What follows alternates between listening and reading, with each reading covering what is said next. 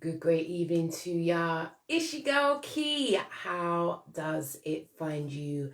Tonight's live is all about do you take the bait? Or basically, how not to take the bait. Because when we take the bait, that's how people manipulate and control us. And I don't know about you, but I'm out here trying to live my best life, and being controlled and manipulated by others is not great for my greatness. And if it's not great for my greatness, I could be highly confident that it's not good for yours either. It's your girl, Keeley Taverner, psychotherapist. Tell a friend, tell a foe. I'm online. I'll be taking any of your questions about taking the bait, because this is just one of the ways that we can be manipulated and controlled. And I know, as well as lots of other people, we know that being manipulated and being controlled, it's not a nice experience. It's not good for us. So what we want to do is to be incredibly in control of our lives and our choices. So in fact, we have to be very mindful about the people that we have around us.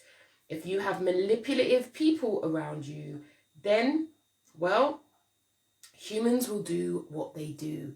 They will take advantage. And whose responsibility is it to change that? I'm afraid to tell you, it is your responsibility. Nobody's coming to save you. You have to learn to be your own best friend. It's your girl, Keeley Taverner. I'm here tonight taking any questions that you have. Now, I've called this video Taking the Bait, and I'm not actually sure if it's probably the best name.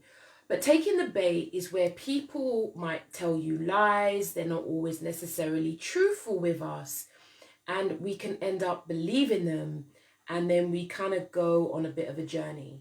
So for me, when I talk about taking the bait, it is all about manipulation and control. So therefore, taking the bait is about manipulation and control. Now, the way that people manipulate you can be, wow, it can be amazing. And for many of us, I know I've been there, I've been manipulated and controlled in the past.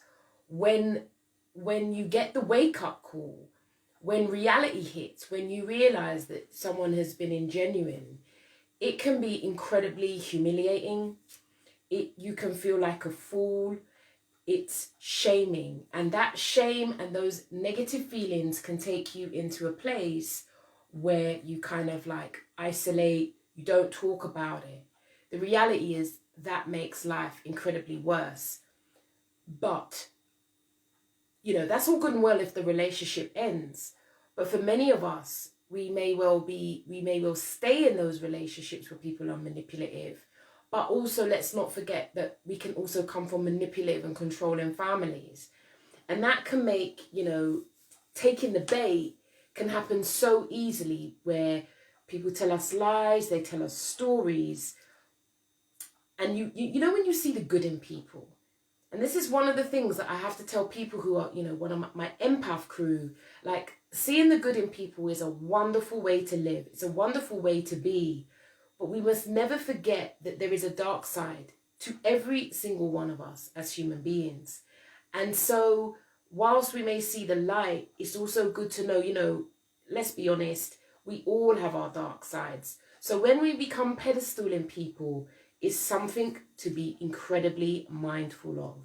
Because I believe manipulation actually comes from a relationship where there is trust.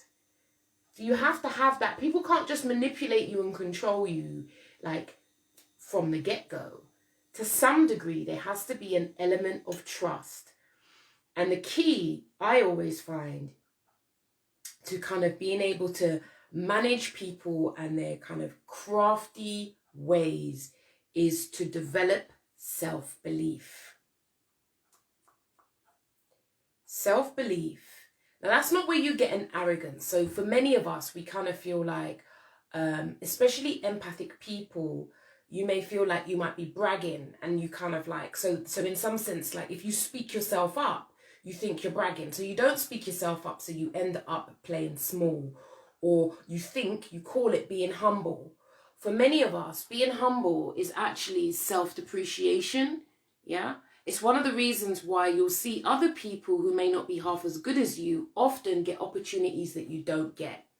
One of the reasons this happens is because you don't speak yourself up.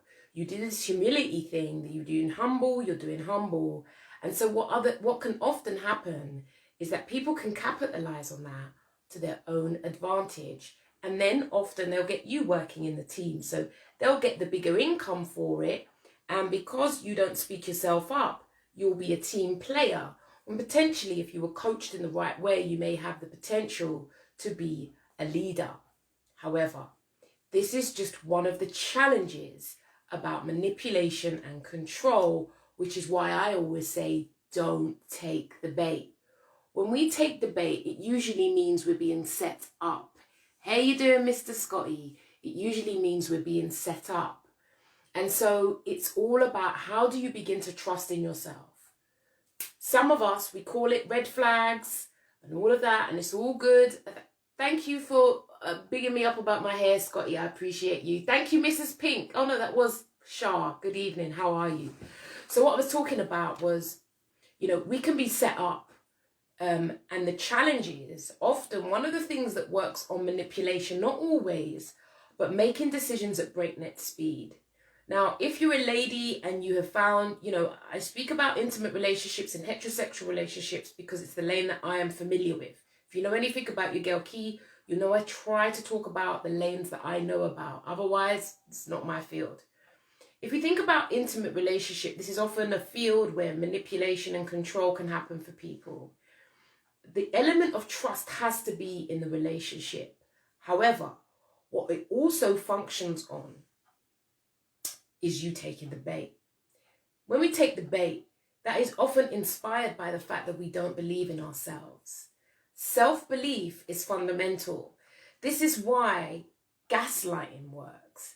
Gaslighting works on people because you don't believe your truth. And when you put your response to the person, that person tells you, no, you're wrong. And if you are someone who doubts yourself, you'll go around believing what they say and thinking, oh, well, I wasn't sure. Maybe it was me. And so you dismiss yourself. If you want to evolve out of that, then the challenge is, how do you begin to develop your self-belief, your belief in yourself? Because for many of us, we don't believe in ourselves and we look outside of ourselves for someone else to give us the thumbs up. Now, if, for example, you're in an unhealthy relationship, a toxic dynamic, may well have started out epically, as it often does, and then it's crashed and burned. The challenge will often be that you've built up trust and rapport with someone. Now, that may mean that you believe in what they say more than what you say. So you believe their truth over yours. And this is just one of the ways that manipulative relationships continue. So when I talk about taking the bait, I'm often talking about, if we use the analogy of swimming, where you are fishing, where you see the fisherman, he throws out the fishing rod, and on the end is the bait. The fish needs to catch the bait. When people are manipulating you and controlling you, they're going to throw the bait out to you. And how it works is it depends how you respond. How do you respond to that person? Do you take the bait? Do you believe in what they say? Do you dishonor your own truth? Or do you pause? If you're someone who's in a relationship, be it intimate or family dynamics, one of the ways to not take the bait is to take time out. Ask for a pause. I need to think about that. If you're someone who's impulsive and very responsive, one way to assist yourself in not taking the bait is to ask. Well, not even ask. Sometimes we have to make a demand that actually, right now, I won't answer you. It's not the best time for me to answer you. When you request that, good evening, Fran, good to see you. It is amazing to observe what happens. Some people will not appreciate you putting a boundary in place. So for example, if you're not going to take the bait, if someone's manipulated you and controlled you, they're not taking the bait, by saying, you know what, let me get back to you. That's why they have it in the phone shops, right? That's like the cooling off period. So you can have a 2-week cooling off period. Why do you think that's been in place? That's been in place because phone shops have taken the mick with people, sold them products that they didn't want. When they've got home, they're like, really, I only went in there for a charger and I've come out with a brand new phone. 2 weeks cooling off. If you're asking people for a cooling off period, for example, you know what, let me not answer you right now. It's not in my best interest to answer you right now. And they take issue with that, you're being denied the opportunity for a cooling off period. Pay close attention. It's in your best interest to pay close attention, because what I would suggest is you're putting a boundary in place. And when you put a boundary in place, the people who have benefited from you not having boundaries are going to have the most issue with you. They're going to have a problem with that because they've benefited from your non-boundaryness. So a boundary is indeed a problem. It's your girl Key. I'm here tonight talking about taking the bait. Don't take the bait. Don't take the bait sounds a bit abstract, but what I've connected that to is manipulation and control. And one way that people can manipulate and control you is they take the bait. We take the bait.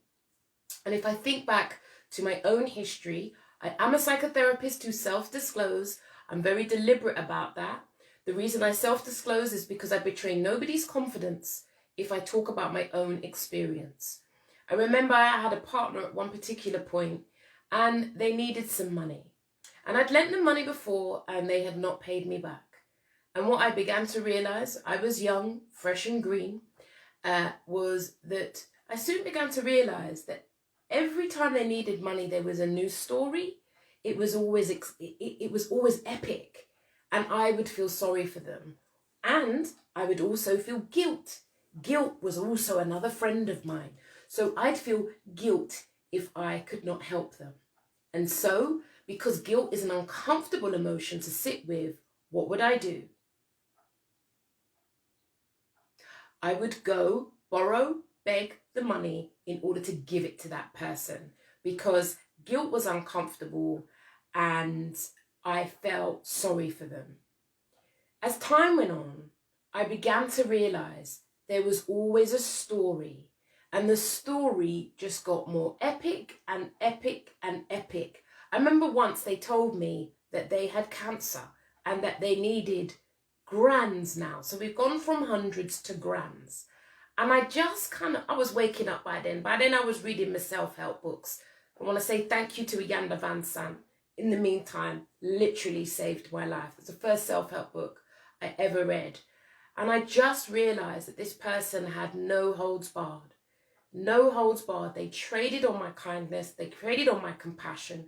But they also knew that guilt, I would feel guilty. I would feel guilty because I was in a better position than that person. Why was I in a better position than that person?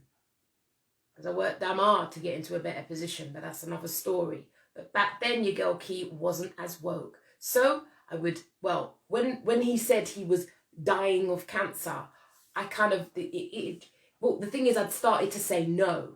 So what happens is when you start to say no, remember somebody pushes up the bound, they're going to push it up because they want you to get back into your old behavior because they need to leech from you. So if you have had people or you suspect that people are leeching from you, my people, put your boundary in place. When you put your boundary in place, expect a new epic story. All the story does is it's designed to tap into, 1, your lack of self-belief, 2, designed to make you feel guilty in order for you to take the desired action that will benefit them. For many of us, especially my empathic crew, and let's be honest, I think my videos are really designed for highly empathic people. I think it's really important to suggest, well, to state almost, that you will be a target for individuals who want to take your kindness for weakness. And to highly empathic people, often in helping professions, that's where we tend to be, right? You've got a helping nature. Becoming a helping professional is a great place to bring your qualities and your skill. You have to be incredibly mindful about people who trade on your compassion and your kindness for their own advancement. You have to prepare yourself to say no. And this is one of the reasons why highly empathic people and people pleasing often go together. I am highly empathic, but this chick now knows how to say no. It's important for me to say no. And one of the things that I did is I learned to sit with guilt. For many of us, sitting with guilt is incredibly difficult. And so what we do is we are inspired to act because we don't want to feel guilt. So we take the bait. We take the bait and we do what others want us to do. So it benefits them, and it usually means it is detrimental to us. I hope this is a benefit to somebody out there because it's serious times that we're in. People will serve you up long, beautifully crafted stories.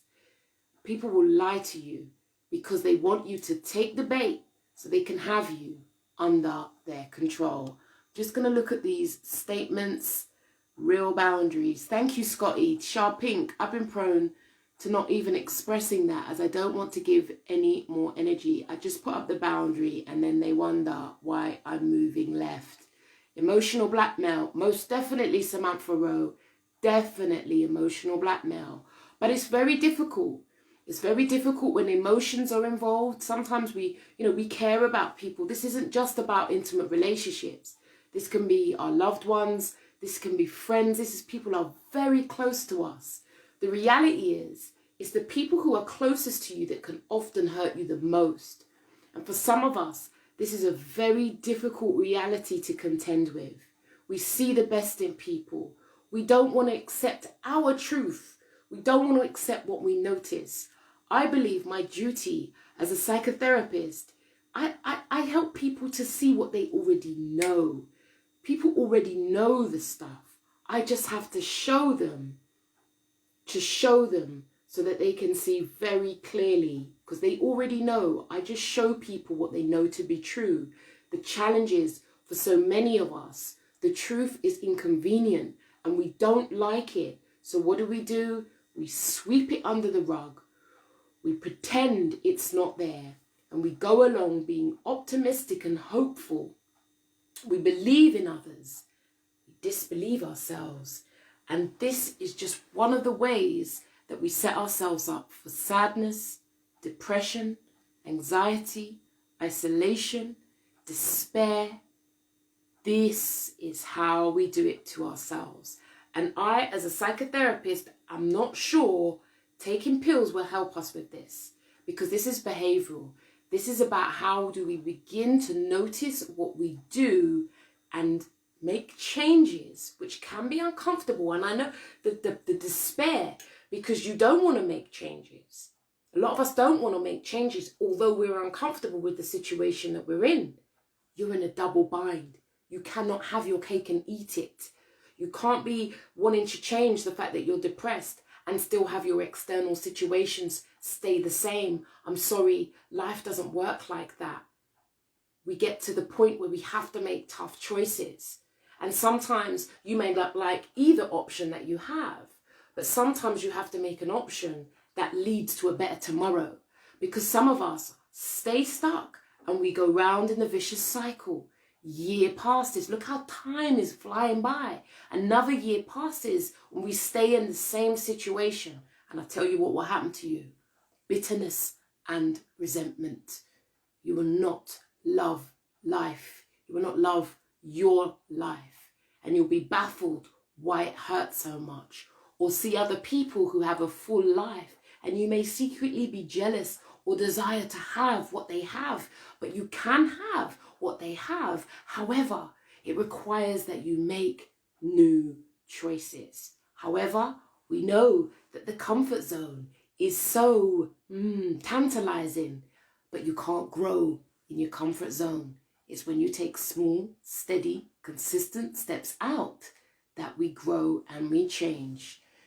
Growth is in the human DNA. Stagnation is not the design of the human being. Stagnation is not a part of the human condition. You are designed to grow because you scratch your skin. What does your skin do? All by itself, without your permission, it heals itself. Stagnation is not for the human spirit. And that's why when you stagnate, when you stay and you get stuck, or you stay in situations that are not good for you, it's only natural you will become depressed.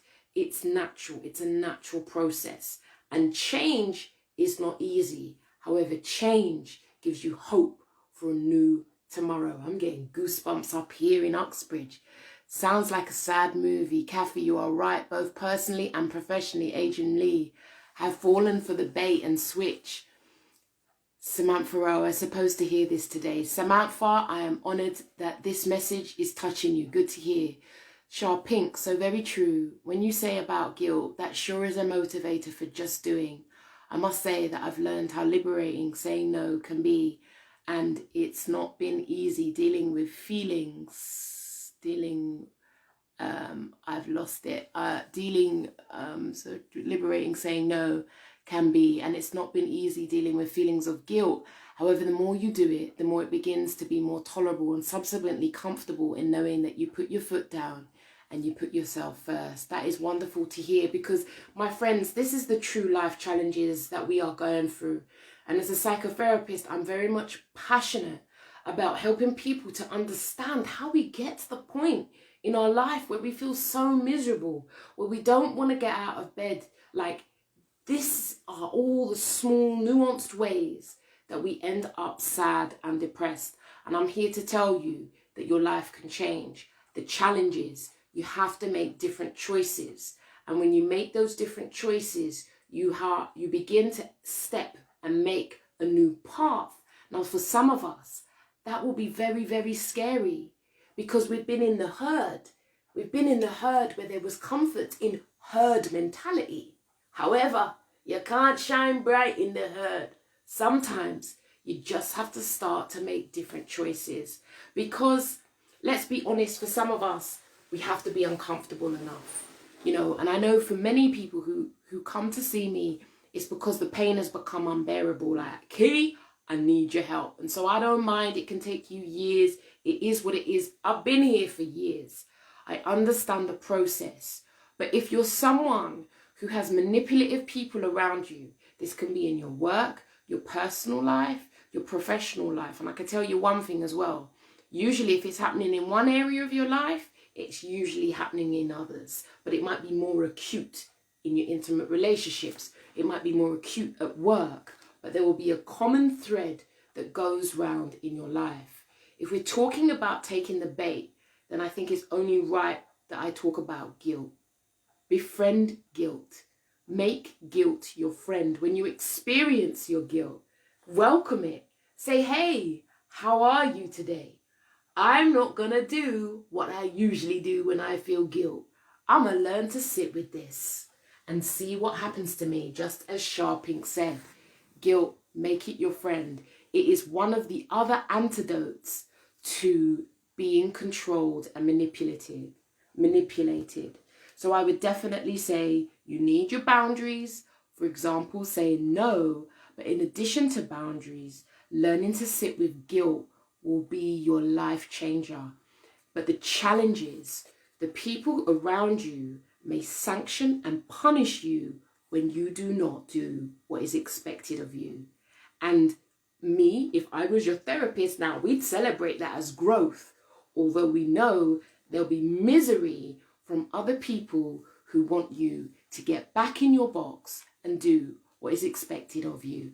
It's your girl Key. It is 10:30. I'm here tonight. I'm talking about taking the bait, manipulation, mind games, how it impacts on health and well-being, mental health. I'm always going to say mental health like this because I'm really all about helping people to unlock, discover their potential. Discovering your potential, becoming your authentic self, I believe, is the most biggest antidote to depression because you become your true self. Many of us are not our true selves. We don't even know who we are. For many of us, we've conformed to society's norms, what people want for us, what society wants for us. And so we've given up on our own dreams. My people, the energy that you give out to other people, trying to make them happy, if you can reclaim that energy for yourself and begin to focus on the parts of yourself that you've neglected. Many of us have got people suited and booted out there on the roads, and we have neglected ourselves. I'm here to tell you, it is vital to your well-being that you begin to put yourself first. I'm not talking about the far end of the spectrum. Remember, most of the people I help are highly empathic people. What I'm talking about is putting yourself first. This is the whole thing. Like, you know, you got to put your mask on before you save somebody else. They teach us this on the plane. For many of us, we are threadbare.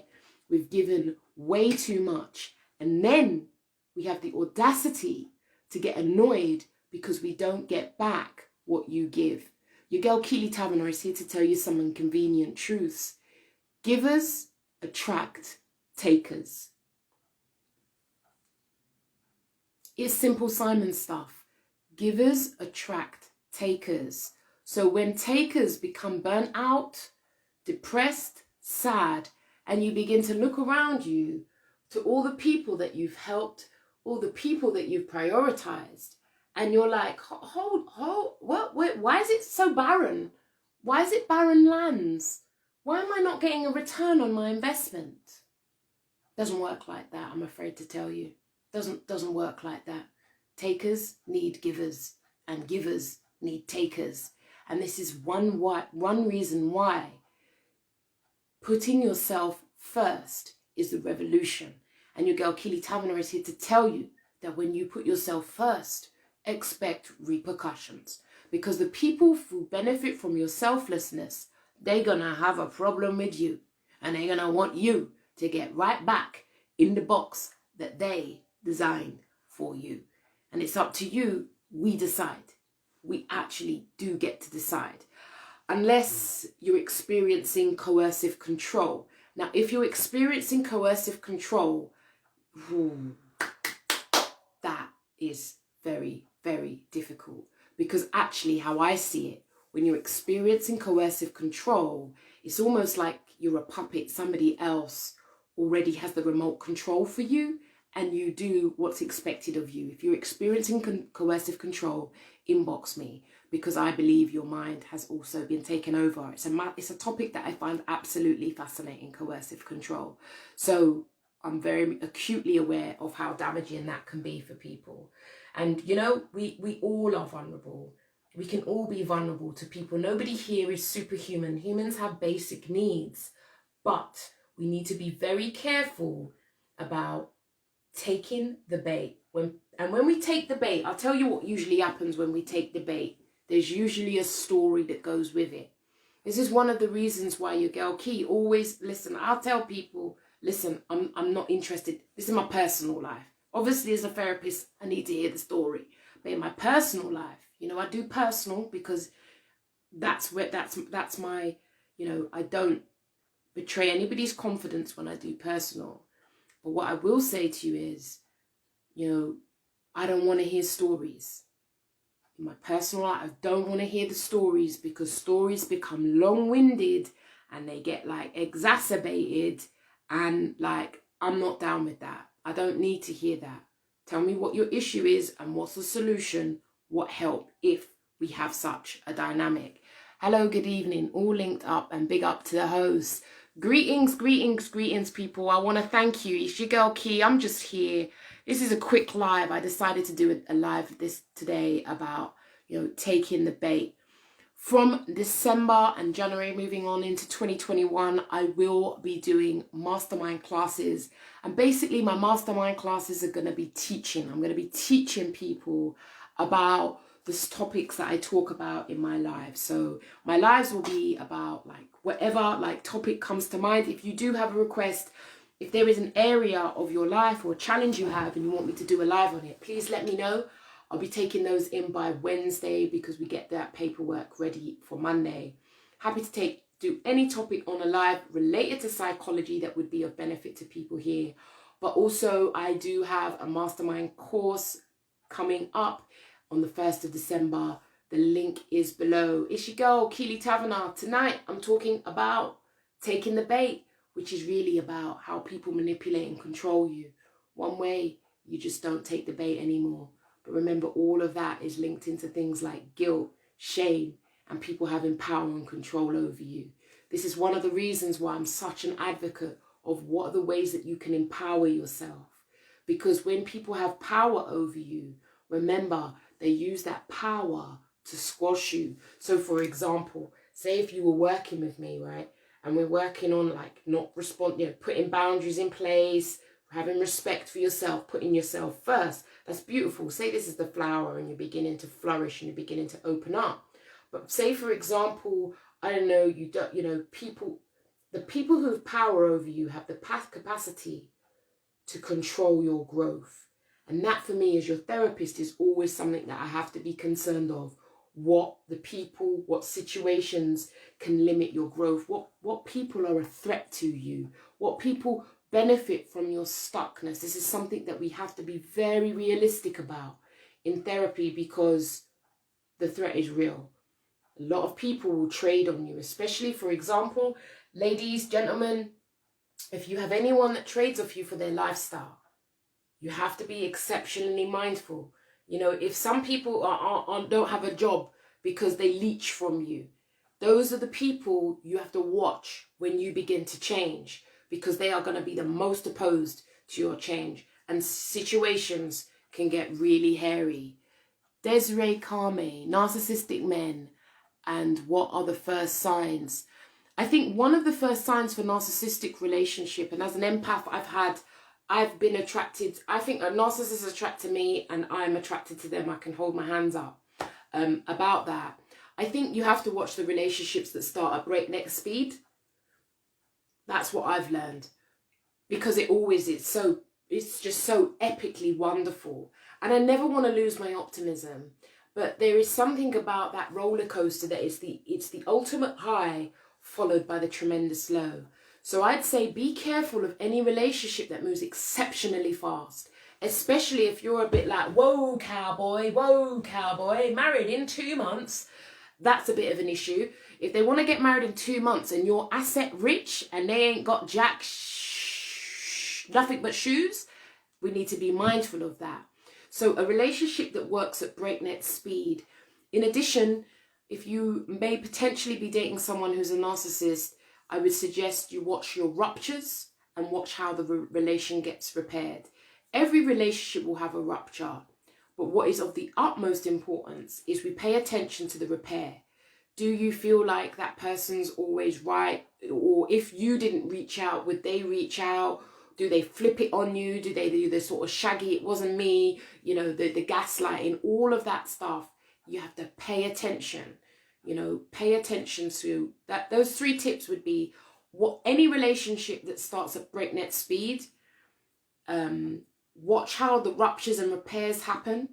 Watch a rupture and watch the repair. If you're doing all the work, note to self. And thirdly, what I would say with a narcissistic relationship, what would I say to one of the signs to watch out for?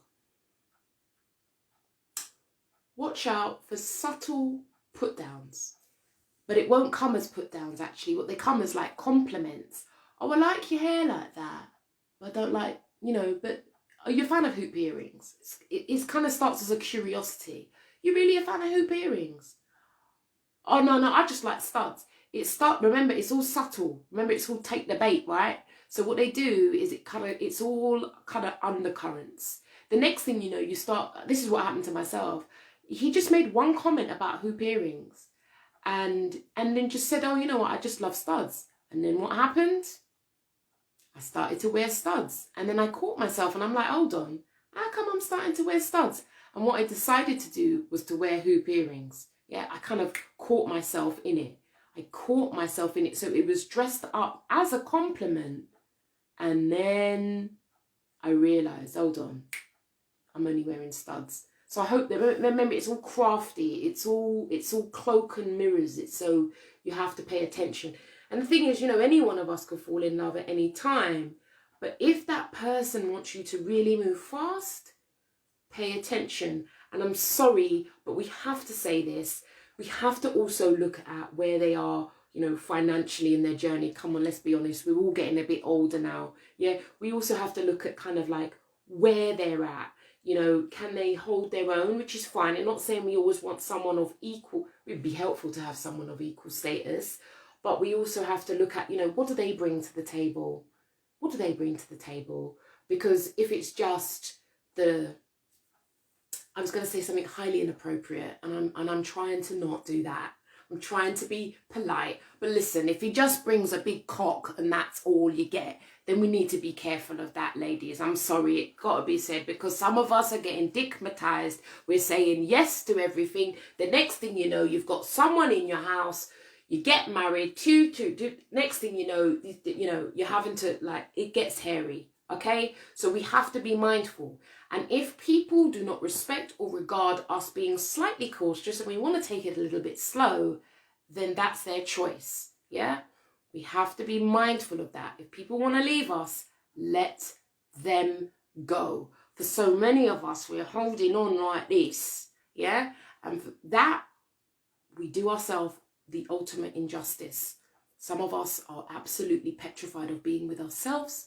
And so because we don't want to be with ourselves, we would hold on to the remnants of nonsense that is given to us. And in the meantime, our mental well-being deteriorates day by day. And some of us, our bank accounts deteriorate day by day. For some of us, our credit rating deteriorates day by day, as some people perpetually violate. And this is even worse if you're under coercive control. If you're under coercive control, you need to inbox me, because that is serious business. That's when they have taken over the whole navigation system and they control your mind. That is one of the most dangerous forms of intimate relationships that I've seen, coercive control. So that is serious business. Desiree Camry, many thanks. Belinda, spot on. Come on, hashtag. Desiree Camry, narcissistic men speak with a forked tongue, lacking real sincerity. And the challenge is, if you've had a relationship with someone who's been narcissistic, I believe if you haven't done the healing on yourself, it can taint your future relationships, because you don't believe, or you don't take people as being genuine. What I found out from my own experience of going through narcissistic abuse is that actually I was attracted to excitement. I was attracted to people that I felt I could change because I'm so nice and caring. And actually that flew in my face epically. So my learning now, I guess it's one of the things that I've decided to specialize in this particular area as a psychotherapist, is really about, we have to check ourselves, because otherwise I would go around thinking that I was a victim, but actually there was lots of things that I also did that was very unhelpful. For example, I could explain away their behavior. I study psychology, I could explain away behavior. I'd be like, well, we didn't get enough hugs and kisses as a kid. That's why he's like that. I'd make all manner of justifications for their behavior. And, when I stopped, a stark reality came over me. And I think sometimes for many of us, the reality that we've chosen, someone that's just not healthy for us, it's shaming.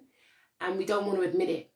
We don't want to admit it. We don't want to admit it to ourselves. We don't want to admit it to anybody, especially, if you've got people who, you'll be the talk of the town, or people like, I told you so, I told you so. It just becomes incredibly unhelpful. So judge not, when we find ourselves gossiping about people, judge not, because we've all got dirty linen. And, today for her and tomorrow it may well be for you. So let's exercise that compassion. Like codependency, sometimes we want to leave them and the abuse, and then we go back. Yes, we most definitely go back. And going back can be a part of the process. I think, you know, we have to be realistic about it. Going back is also a part of the process. And that's one of the reasons why we benefit from professional help if we're in abusive relationships, because your friends may start to get really annoyed with you, like, why'd you keep going back? Whereas as a professional, we understand that actually going back can be it's a part of the process, that sometimes you're just not ready, you know. Sometimes the sad reality is for some of us, in terms of, you know, abusive relationships, the truth is sometimes it has to hurt enough.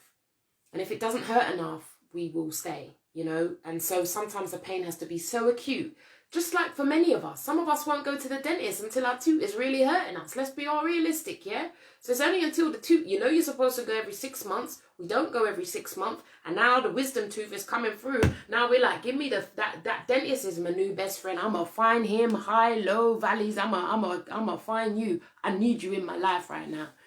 Sometimes we, yes, know our worth. Knowing our worth is one thing.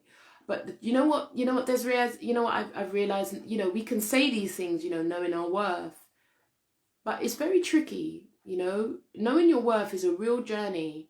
It's a massive journey. It's about, you know, noticing the small ways we neglect ourselves, the small ways we believe in others. So knowing our worth is a true journey. And I'm on that journey. I'll be on that journey for the rest of my days. No, you know, so it's beautiful. We've got to know our worth, most definitely. And that is a journey. Hilton, so stupid when men had the upper hand. They didn't analyze this way. I'm not too sure what that means, Hilton. So stupid when men had the upper hand. They didn't analyze this way. I guess upper hand, I guess, you know, ultimately one would hope for a relationship of equality. That would be ideal. Or that we, you know, in some levels, some of us are going to be in better areas than other, you know, but actually it's about, I don't know, like a humility about that. You know, it's also about being humble, and I think so too. So it's not, you know, in some areas of your life, maybe finance, job, career, you might be better off in him than the other area. But ultimately it is about equality would be the place that I would think would be ideal. Adrian says sometimes there is nowhere to go, most definitely. Yeah, and definitely when there is nowhere to go, there is much truth to that. But there is also, I guess for me, you know what I just find, and I know this is potentially my personality type, helplessness, hopelessness, despair, all of those lead to, you know, disempowerment. These are the factors that lead people to suicide. And so I'm always about, you know, encouraging people to think about what you can do. Yes, you may not have anywhere to go, but what small things can you do? And obviously I know that you're in the Caribbean where, you know, life is different, where there may not be the resources in place to help people should they not have anywhere to go. I'm very much aware of that, Adrian. I'm sure it's very difficult. However, from there is life, there is hope. And I would always be thinking about, you know, what can you do? Small steps. What can you do to empower yourself? What can you do to keep yourself safe?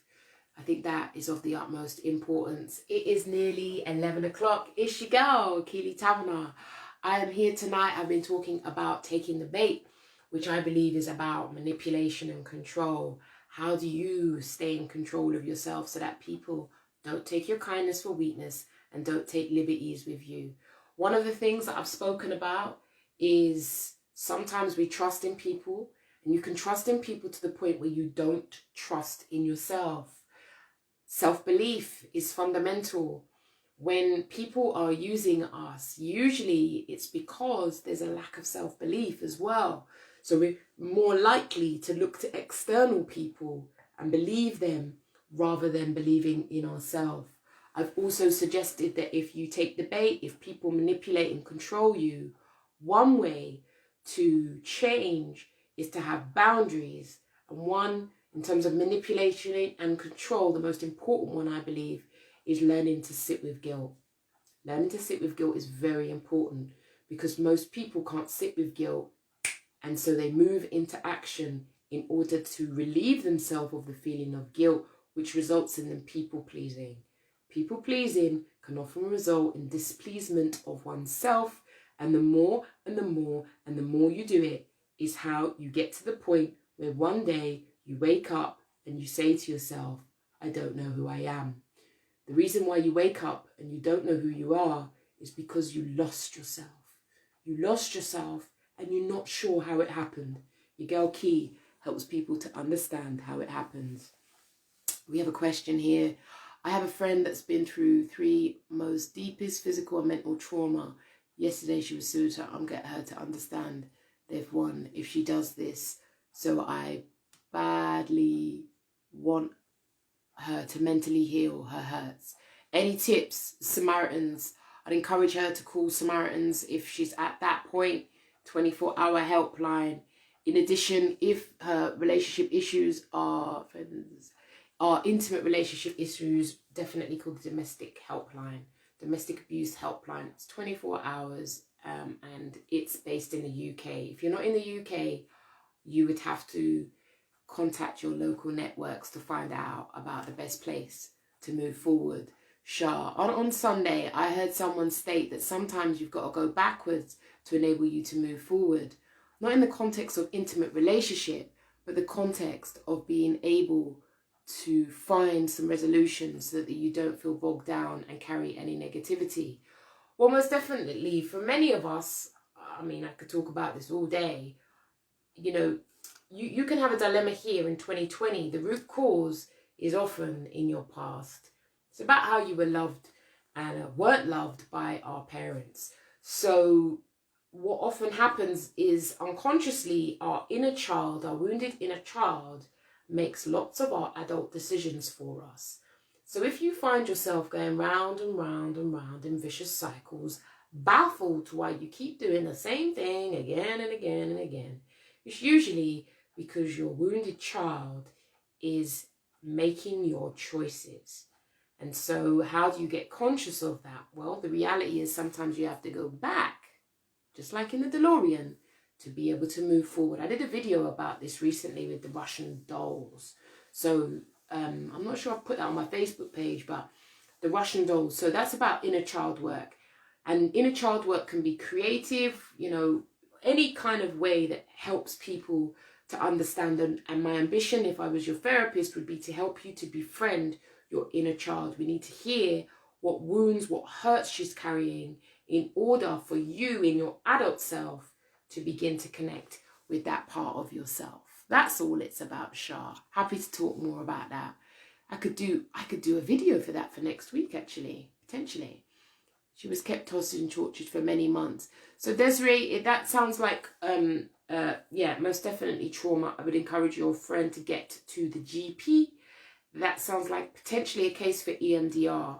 So that's eye movement desensitization reprogramming. So EMDR has been proven to assist people who've gone through traumatic experiences. Samaritans, ASAP, please. Yeah, Samaritans, they've been there for years, and they may also be able to help you with support locally in your local area as well, depending on your experience.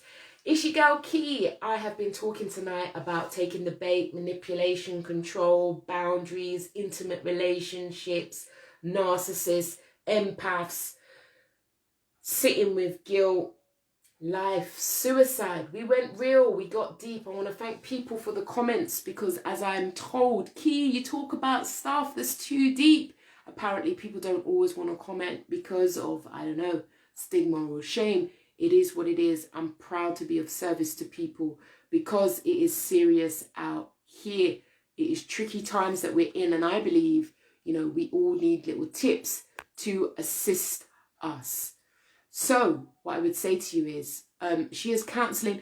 Desiree, what I'd say to you is inbox me. Give me an inbox and I'll make some recommendations for your friend. Hopefully that's of assistance to you. It's your girl, Keeley Taverner. I am a psychotherapist at Key for Change. If you like what I say, if what I say resonates with you, there's a reason why it resonates with you. I'm talking to a part of you that maybe you've denied, or you've been kind of being overly optimistic. But you know, Key, your girl Key is here to keep it real. Sometimes I think I speak to people's conscience, the part of you that just knows, but you often deny it. If you are interested, do consider signing up for my mastermind class that comes in December. We have limited spaces, 5 spaces, and we're going to be talking. You're going to get my tips on overcoming fear, because fear is a massive one. I hope this video has been of benefit to someone you know or someone out there. Feel free to share, because we need the insights, because the tablets can only help us so far. We must make choices to change our lives, so we learn to be our own best friend. Do take care of you, because if you don't, who will?